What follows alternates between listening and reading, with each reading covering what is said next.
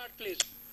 Good morning, students, and welcome to this presentation on social group work. As you know, social group work is one of the important methods or primary methods of social work.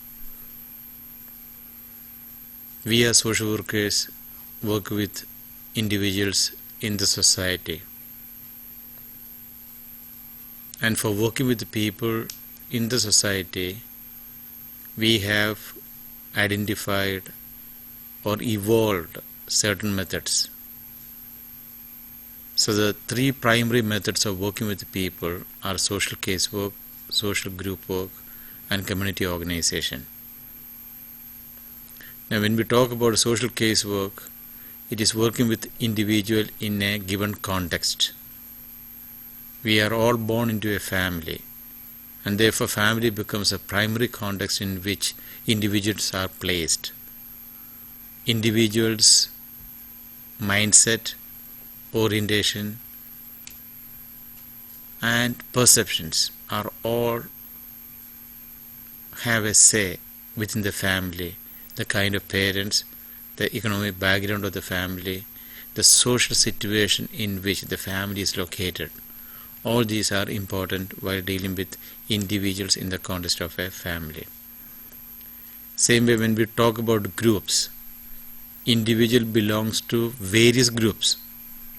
And the primary group to which an individual belongs is the family, the father, mother, or the parents, the immediate siblings, maybe the grandparents, other uncles and aunties, or relatives.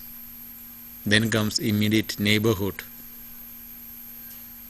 followed by other institutions in which or to which one is attached with, like the education institutions, the religion to which one belongs to, the community into which one belongs to.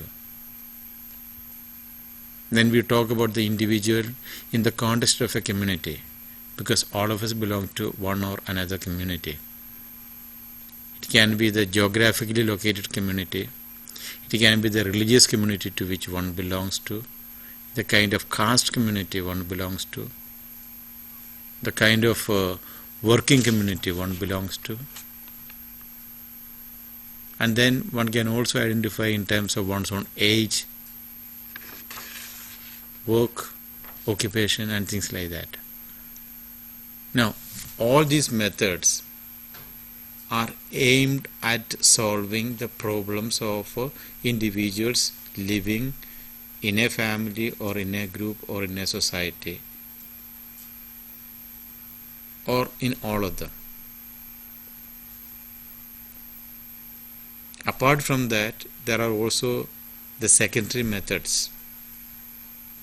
One is social work research. For doing a casework or doing a group work, also we need to do research. Research about an individual in the context of the family, research about an individual in the context of a group setting, research of an individual in the context of the community in which one lives, and the kind of environment that influences the person. Because unless and until we know the details about all these components, we will not be able to meaningfully help the individual to solve his or her problem. Now, there are certain problems which can be solved through the first method, what we call social casework, that is person to person. We may call it in the modern terminology counseling. Whereas we can also help an individual to solve his or her problem through the method of group work. Individuals faced with similar problems can be got together into a group, and then through group process we may be able to solve their problems to a great extent.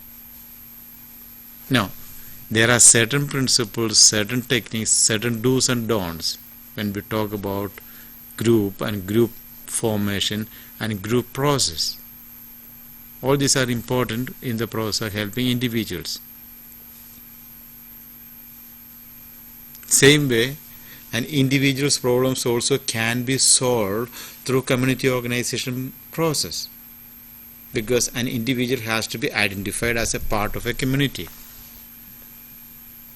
And some of the problems that the individual faces may have a lot to do with the community in which one lives.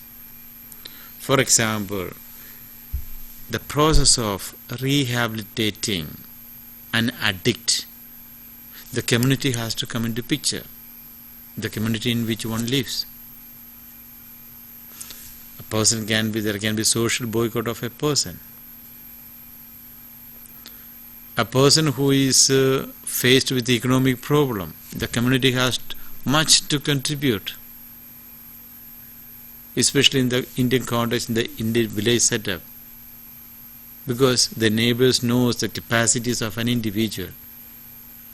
And if you talk about various government programs, one may have to approach the village development worker, the tahsildar, the block development officer, or the district collector to get certain loans or certain projects approved.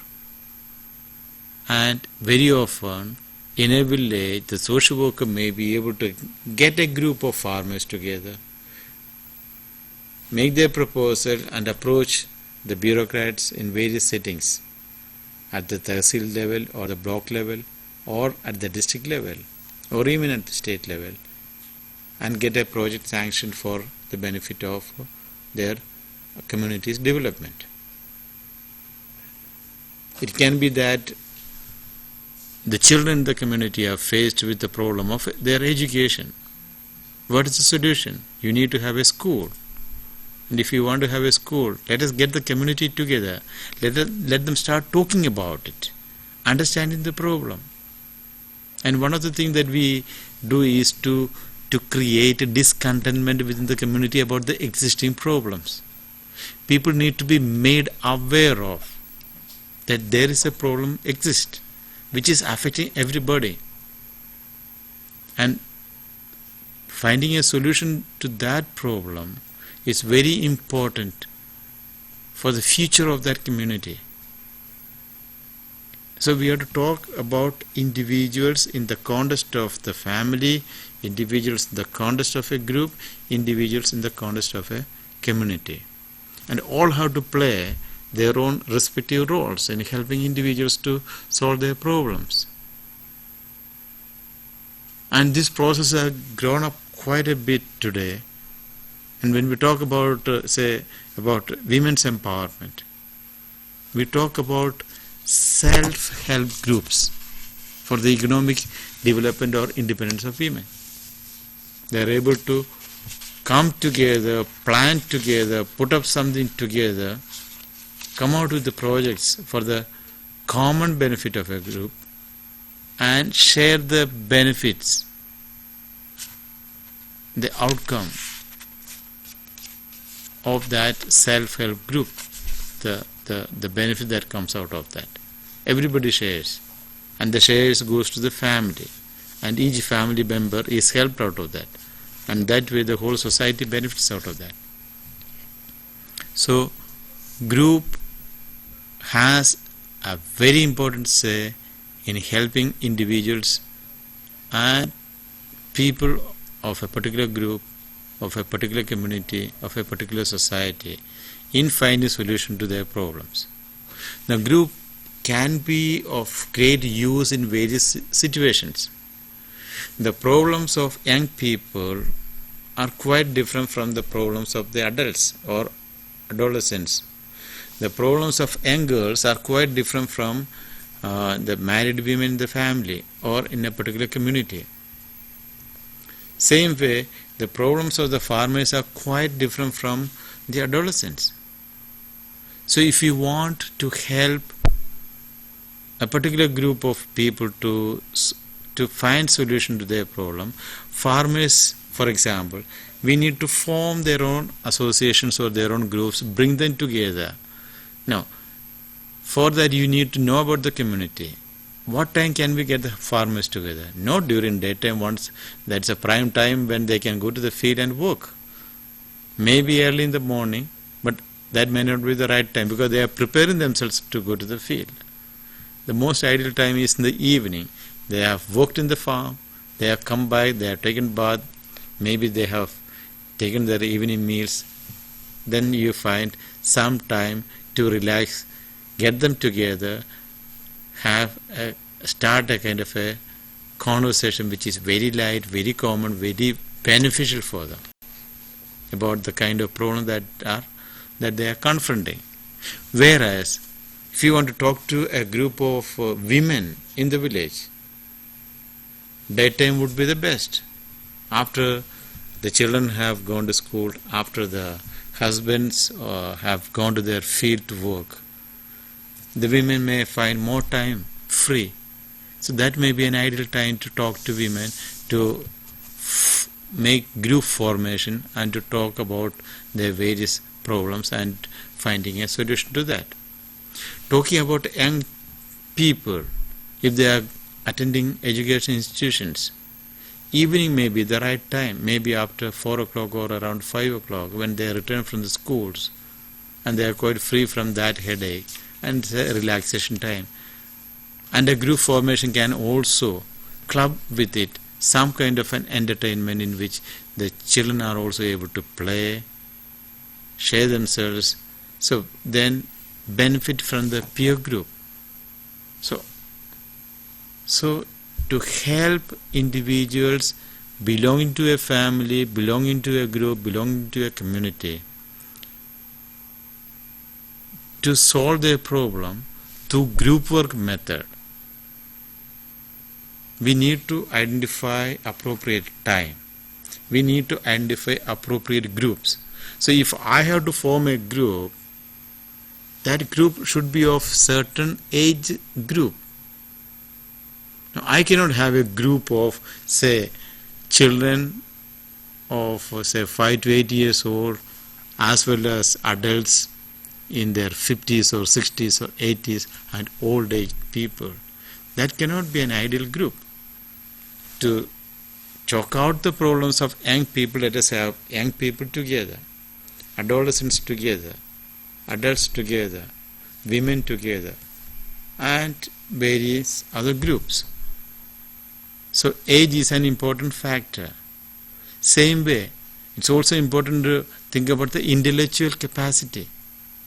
Now, if you are having a group of farmers sitting there and to call a few officers who are working in various departments or other offices in the private or government sector, that may not be ideal. Service people are a different group. Farmers are a different group. So you need to identify that. Same way, trying to help out children who are weak in their studies, you may have a group. But you cannot bring in school dropouts into that. You need to have a separate group for the school dropouts so that their problems can be addressed in a different way.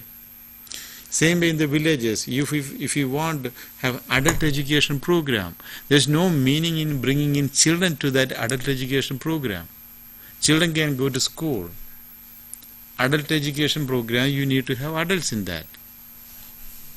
You also have a, say, Balwadi, nursery schools, where young children are being helped. Older children doesn't fit into that particular group. So these are certain aspects which are to be kept in mind while forming a group to help people to solve problems by themselves. And these are techniques and methods and principles and process that have been taught to students of social work through the programs that we have. The professional course on social work which provides training and education in social work practice. Now, in today's discussion, we shall be talking details about the various components associated with the social group work. And for this, I have on my right Mr. Soren, Gurupada Soren, who is a lecturer in the School of Continuing Education. And to his right is Ms. Rose Nimbyakam, who is a lecturer in STRIDE, which is also a division within the university. And both are from social work fraternity. Both are professionally qualified in social work. both have extensive experience in working with the students as well as in the NGO sector. And to begin with, I have a question to Ms. Rose to talk to us about the relevance of group work for social change and development, because all that we are talking about is for the benefit of the individual, for his or her own change and development, to be better people in the community, in the society. Ms. Rose. Thank you, Professor Thomas. Talking about the relevance of a group for change and development, first of all, I'd like to say that the most common form of human interaction in a society is the interpersonal contact between two individuals. This is because people or individuals learn, grow, and change when they relate to one another, both in receiving and in giving help. Now, in this manner, we can say that group enables an individual to come together for change and in the process of the growth and development as well. Now, why do we consider that group is relevant to development and change? This is because group as an entity provides mutual support. That is, every member in a group support one another in whatever things they do and in their particular goals, and additional support is given by the group worker. Now, it also provides cohesiveness.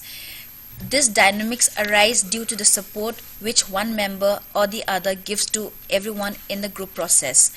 Now, with cohesiveness emerges the relationship among individuals.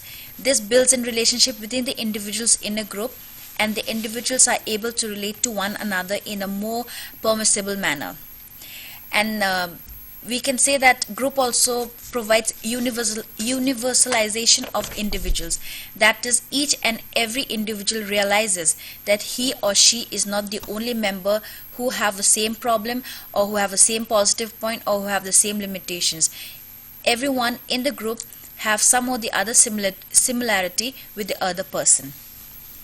Now, a group also instills a hope in every member that the plan or the action that they're going to do is going to see the end of the day or is going to be completed in a successful manner. Now, with this installation of hope come building of self-esteem. Now, when hope is instilled in each and every group member's mind, then confidence is automatically built within the individual person, and this confidence enables the individual to complete his or her task in a more confident manner. Now, it also helps in gaining knowledge and skills. Why do we consider group to help in gaining knowledge and skills? Because in a group there are more than two persons, so each and every member of the group share, interact and learn from one another, and thereby information which one person have is shared between all the other members of the group. Now, group also act as a catharsis for the other members. That is, whereby the individuals ventilate the feeling of anger, distrust or unhappiness regarding certain actions or activities within the group.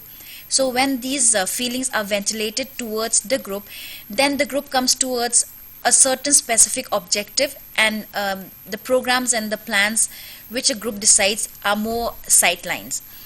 Then it also provides an environment to test and compare the capability of the individuals, whereby the potentials and the limitations of each and every individual in the group is earmarked, and that for a specific cause and for a specific subject the group is used. Then a group is also important because it sets the norm for the individuals and limits the defiance which is going to be put forward by any other individuals. So in this manner, like, we can say that a group is relevant for development and change, because like the common notion that groups sink and sail together, the group enables one another, each and every person within the group, to act in a to act in a more particular manner according to the objectives and aims of the group, thereby leading to the successful completion of the group aims and objective. Well, Ms. Rose, while she was explaining about the stages of and the relevance of group work, talked about group process. And group process is a very important element or aspect when we talk about social group work. And I would request Mr. Gurupada Soren to talk to us about what is meant by group process and what after all it involves, group process. In social group work practice, group is the main component through which the problem is trying to solve. In the group, there is participation from plenty of individual, and each and every individual, they form a group. Group itself is a process, and through this group process, they learn, they discuss.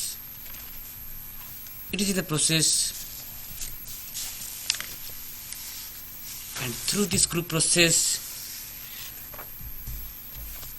the problem of the individual as well as the group can be solved.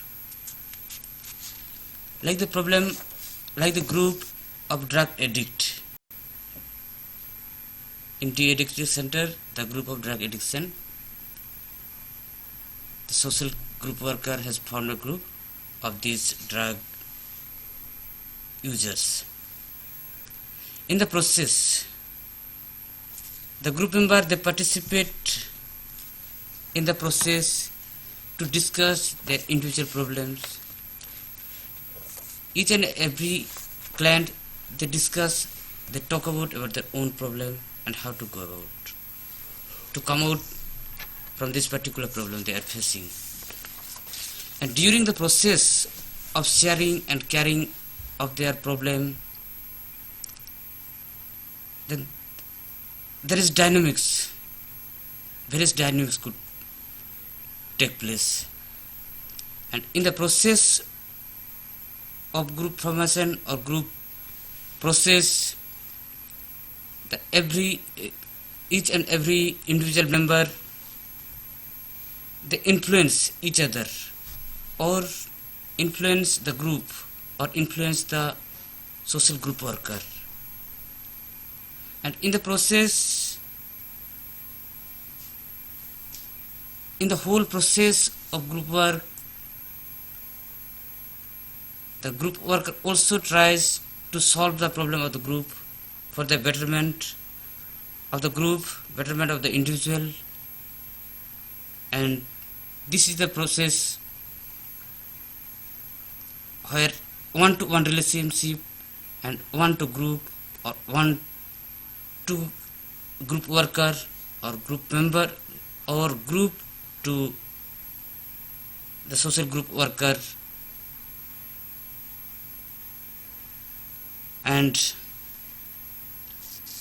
it is a continuous process and changes lot of things, their behavior, their attitude, their value system, norms, etc. And the process of changing their behavior pattern and the movement is called the group process. In the group process, there are plenty of dynamics which play a vital role in the group process. In the human interaction, we have seen there are two major ingredients, that is content and process. Content deals with the subject matter or the task force which the group has to perform for the purpose of the group, for the betterment of the individual, betterment of the group member. And the group worker plays a role to facilitate the group, facilitate the member, to facilitate the client, how they talk about their various problems. The plan for the betterment of the group and how to implement and how to go about all these things. And the dynamics, there is a need of participation of the group member. Each and every member, they participate in the group process. They take initiative to solve the problem, to plan for some program which help the groups. And in this process there is one more there is a dynamics like influence. Again, the member one-to-one influence, one member influence the other members, or one member influence the whole groups, or vice versa, the whole groups influence the one member, and same time the group worker also influence, or through his facilitating approach or facilitation, the dynamics changes, and they try to improve or changes their social behavior for the adjustment in the group, adjustment in the community, adjustment in the family, or adjustment in the society as a whole. The influence has a certain style, like autocratic, peacemaker, laissez-faire, and democratic. In autocratic influence of the group members, one group member take the decision and try to influence, or try to sometimes even impose the others or whatever he is thinking, his behavior, and how this tries to the autocratic leadership in the group process. In the peacemaker, where one group member tries to bring the peace in the group, how to plan the program where the various conflict can be solved or conflict can be avoided through this group process. And in laissez-faire, some of the group members just simply they participate, not even participate, just they in the group, but they not actively, that not participating in the process of the group activities. And the democratic process, each and every group member, they participate in the group activities. They involve themselves in the planning, they involve themselves in the implementation, and they involve themselves in the planning, in the evaluation phase, through which the whole group process get a chance to influence the member of the group for better social adjustment and to solve their personal problem in particular, and the group problem as a whole. Well, you have heard about social group process, and some of the important things that one needs to keep in mind is one is about participation, because when we form the group, one of the main expectation is that we help each and every individual in that group to participate in the discussion, in the decision making, or in the activities. That's why I said when we form a group, you cannot have members with different intellectual levels or different type of age groups or sex or other parameters. Let us have groups of a particular community or a particular age range, a group which is faced with a particular type of a problem. So if it is to solve the economic problem, let us have a group pertaining to that. If it is a group which needs to address issues pertaining to education, literacy and things like that, let us form a group of that, so that it becomes easy for that particular group to come together, as well as the group worker enables them to have meaningful participation to solve their problems. So therefore, the group provides a forum where individuals are able to participate Now, by participation alone, when each individuals are getting an opportunity to speak out, to share one's own anxieties or problems, that alone keeps the group alive. And it motivates the individuals to come again and again to that group. And the group becomes more and more strong and is able to demand its own rights or work towards finding solutions. Another thing is that the influence that the members can have on each other.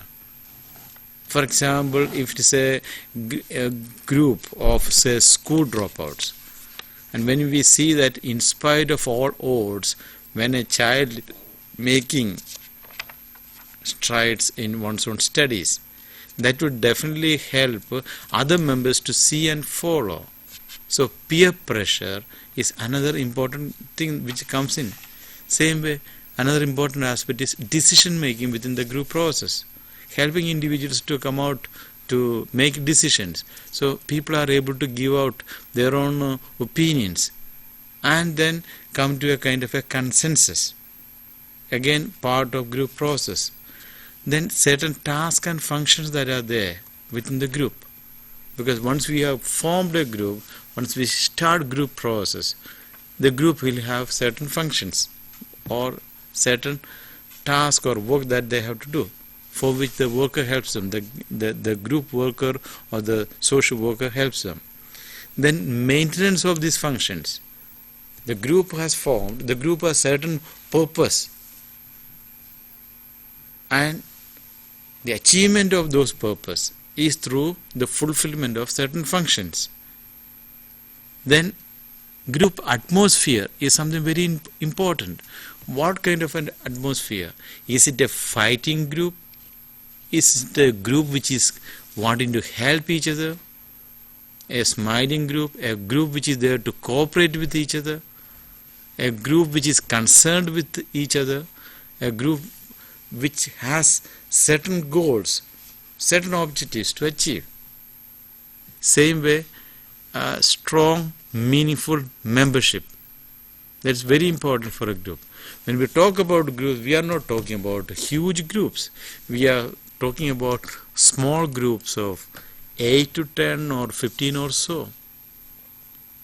And if you find too many members, it is better to break them up into 1 or 2 or 3 groups, so that more meaningful participation can take place. And it is always better to have a time limit for any meetings. Maybe about 45 minutes to 1 hour or 1.5 hours. No, you can't have a group meeting for the whole day. People will become tired.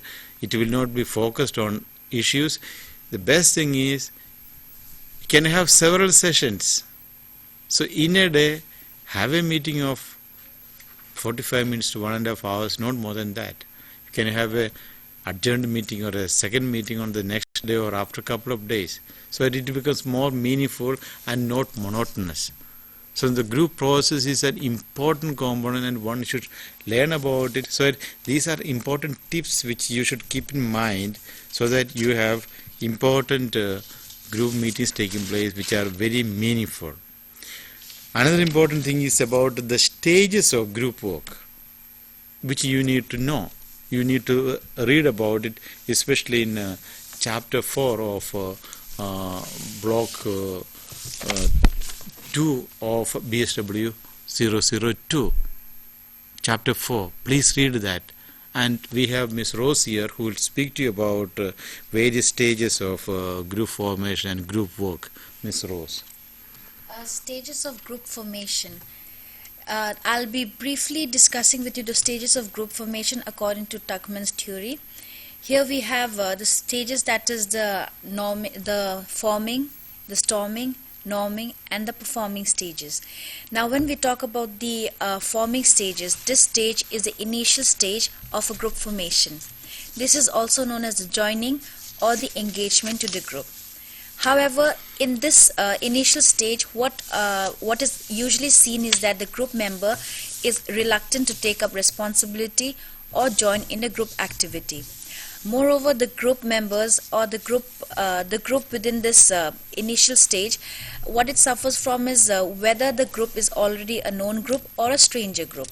Now, if it is a stranger group whereby no group members know each other previously, then it leads to more conflict. And if it is a known group through neighborhood, through relatives, through the same school, same college, or same organization, then this group seems to be more friendly towards the certain objectives and goals. Now, here in the first stage, the group worker has to facilitate introduction among the different group members, and also give the statement as to why this particular group is formed among the group members present.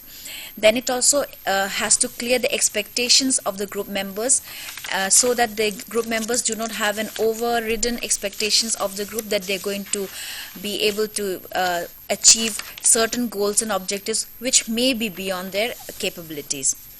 Now, in the forming stage also, the group worker has the function of introducing, establishing and announcing the goals, programs, policies of the group which has been created. Now, going into the second stage of the group formation, which is the storming stage. Storming, this is called as a storming stage because this stage is usually the make or the break stage. If group members are able to go beyond this stage, then the group functions properly and succeeds, and if not, then it breaks up, and then the group is not able to further do or achieve their objectives. Now, in this storming stage, what happens is interpersonal conflict arises between the members. This is because each and every members are unable to accept the other person's leadership or unable to understand why a particular individual is behaving in such and such manner. So the function here of a group worker is to pacify the group members and enable to come to a compromise so that the objective and the functions of the group is not affected. Now, in the norming stage, this is known as the norming stage, the third stage, because in this stage the group workers or the group members, to be precise, form certain norms, certain rules and regulations according to which the group members have to function. Now, in this norming stage, each and every group members contribute towards the objective and goals of the group work, and they carry out their responsibilities and functions according to the guidelines that have been established by the members of the group itself. No outside intervention is here, and the norms are followed and formed by the members of the group themselves. Now, this third, then we come to the stage which is known as the performing stage. In this performing stage, each and every group members are now able to relate to one another. As we discussed earlier, a group cohesiveness is formed. There's mutual support of one another apart from the catharsis and everything, and defiance from the group members is also limited. So in this manner, all the group members perform the particular functions, the particular objectives, and come to a certain conclusion and are able to successfully finish their objectives and the goals which have been laid down by the group members itself. And the last stage in the stage of group formation is the morning stage. The morning stage or the ending stage. Why it is known as the morning stage? Because this stage is the ending stage, whereby after the forming, the storming, the norming and the performing, each and every members are able to understand each and every members of the group and have related themselves to one another. They have built confidence through the relationship with one another, and so after completion of the objective of the particular group, this group is now coming to an ending stage. And in this stage, the group members are depressed, not to say depressed, they are saddened by the fact that the group is now coming to an end. And in this stage, what the group worker has to do, the group worker as a leader is supposed to tell the group in advance that the group is coming to an end.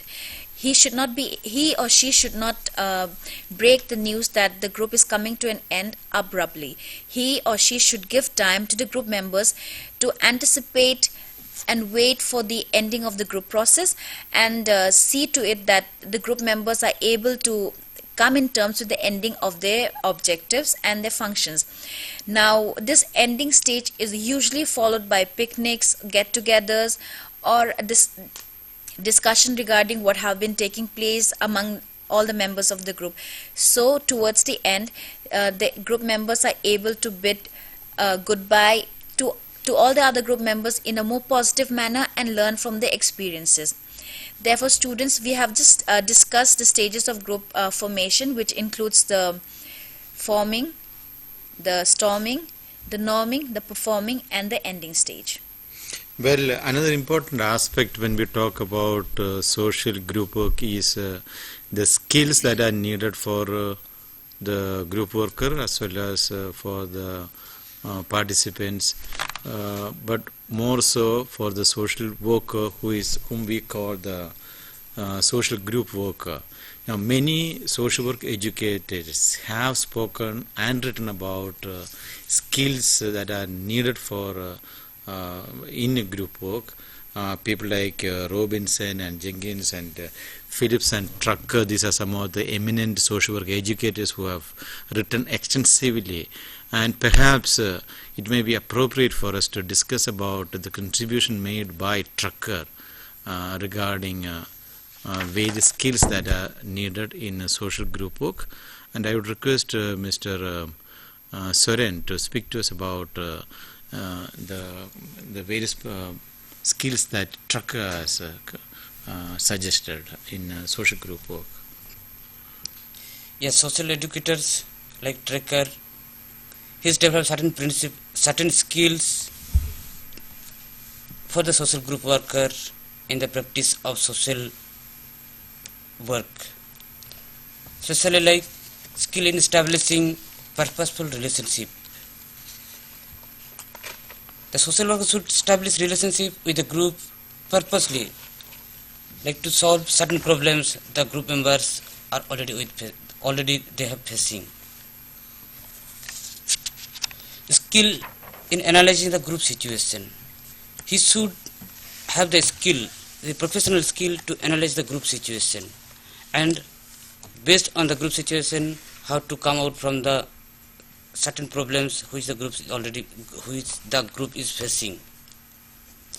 And the next skill, the participation with the groups. The social group worker will participate in the group process. He will facilitate the group